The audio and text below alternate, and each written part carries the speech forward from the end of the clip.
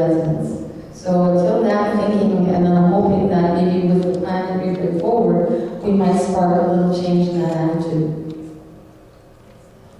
Yes. Last question? I was just going to ask, yeah. Oh. I wanted to comment that for 10 years I lived in Orleans and worked in Canada. Oh. And on bad days, for whatever reason, a drop of rain or police sitting on the side of the road, it can take you an hour to get past Jean d'Arc Boulevard. So not even to mention Blair. We really, really need something that can get people out of Orleans, past the split, quickly. We don't have it. Like, it's a bottleneck. Mm-hmm. It's terrible. No, it is. Councillors need to travel that the way regular folk do for about a week and then just see.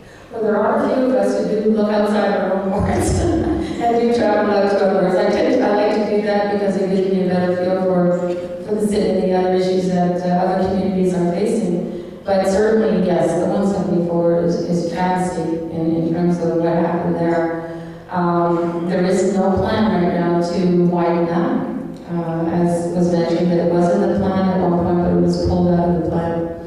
And it's unfortunate because we have to start taking those steps. We have to start thinking strategically as a council that roads are not going to be the future for the city.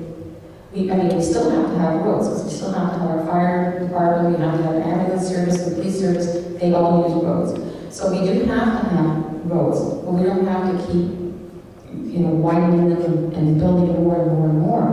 We also have to look at how our city is growing, because one of the elements in terms of sustainable growth is we have to, and as all cities in North America are doing, is looking at how they manage the growth of their cities.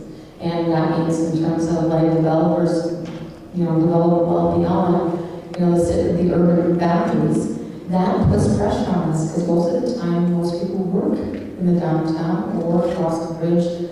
And unfortunately in Ottawa, we're a very heavily government, employed town. So we have to change the way we look forward, and it's bringing that vision. Right now, I don't see that vision that's coming, at around city, and from staff, unfortunately, who tend to lead us a bit. That's why we're coming out with our own plan, because I think that that's what the city needs, is some vision and some direction and some moving real first. So thank you all very much. It's been a real pleasure. And I want to thank again the club for inviting me. And as I said, it's a real honor to be here. Thank you.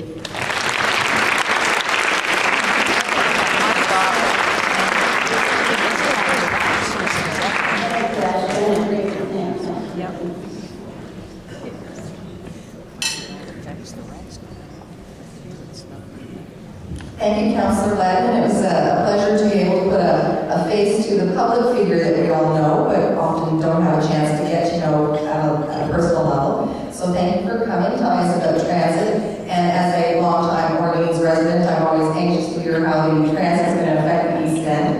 To thank you, we have an honorarium for you for one of your favorite charities, which is the Kitchen City Kids Fund. So again, thank you very much.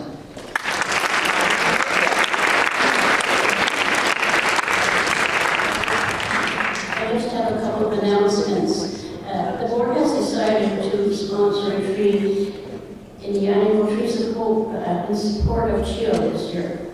Under tables, you will see an announcement for the lighting ceremony and silent auction on the 24th of the month from 6:15 p.m. to 7:45 p.m. If you do not get a chance to see the tree and others in the weeks ahead, come very early at our next luncheon before our reception to see these trees beautifully decorated, which will be in all the corridors.